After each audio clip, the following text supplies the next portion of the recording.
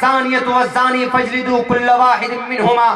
آپ قرآن کریم کے سورہ نور کے ان دو آیتوں کو، ان آیات کو آپ نافذ کیجئے.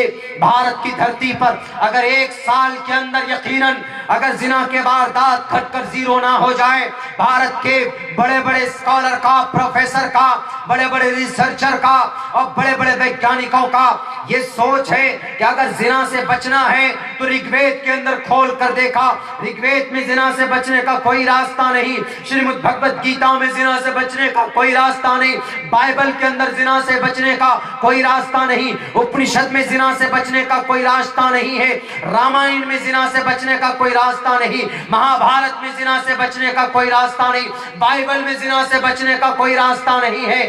متا، مرقس، لوقا، یوحنا، برنیاس آدی گرنتھ، تالمود، اوستھا، دساتیر، ان تمام کتابوں میں زنا سے بچنے کا کوئی راستہ نہیں ہے. اٹھا کر دیکھ لو، انسائکلوپیڈیا آف انڈیا میں زنا سے بچنے کا کوئی راستہ نہیں، انسائکلوپیڈیا برٹانیکا میں زنا سے بچنے کا کوئی راستہ نہیں، انسائکلوپیڈیا برٹش میں، امریکہ میں ریپ سے بچنے کا کوئی راستہ نہیں ہے. اگر کوئی راستہ ہے تو وہ قرآن کریم کے اندر وہ راستہ ہے، اور وہ قرآن بمانگے تو حل کہتا ہے کہ say to the believing women that they should lower their gaze in God. اپنی نگاہیں نیچی رکھو، پردے میں اپنی خوبصورتی کو رکھو. اگر ایک ایک بچیاں ہماری پردے میں اسکول جائیں گے، کالجز جائیں گی، یونیورسٹیاں جائیں گی، مخلوط تعلیم کا نظام ختم ہو جائے گا. جوان بچے اور بچیاں ایک ساتھ جو پڑھتی اس کا نظام اگر الگ الگ ہو جائے گا، بچیاں پردے میں ہوں گی. میں قسم کھا کر بھی اگر کہوں گا تو میں ہانس نہیں ہو سکتا. اگر ایک سال کے اندر 100% زنا ہو رہا تھا تو ایک سال کے اندر وہ 5% پہ گھٹ کر آ جائے گا. چونکہ پردے میں ہماری بچی آئیں گی تو یہ دعویٰ قرآن کا، یہ دعویٰ احادیث مبارکہ کا. عمل کرے تو صحیح، اس پر کوئی کر کے دکھائے تو انشاءاللہ زنا کے واردات کٹ جائیں گے. بڑے ودوان نے کہا کسی نے زنا تو بری چیز ہے، بچیں کیسے جی؟ کوئی آئیڈیا نہیں ہے سر.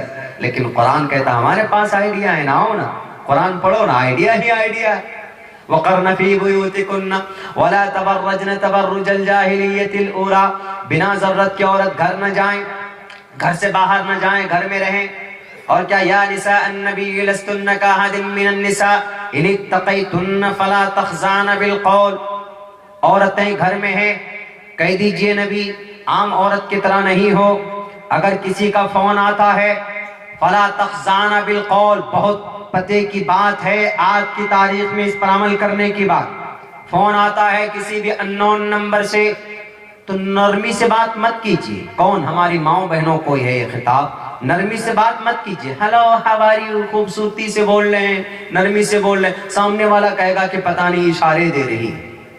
پتہ ہے نا، فلا تخضعن بالقول، بات میں لچک مت پیدا کیجیے، سختی سے بولے، ایسا لگے سامنے والے کو ارے وہیں سے پتھر پھینک کے مار رہی.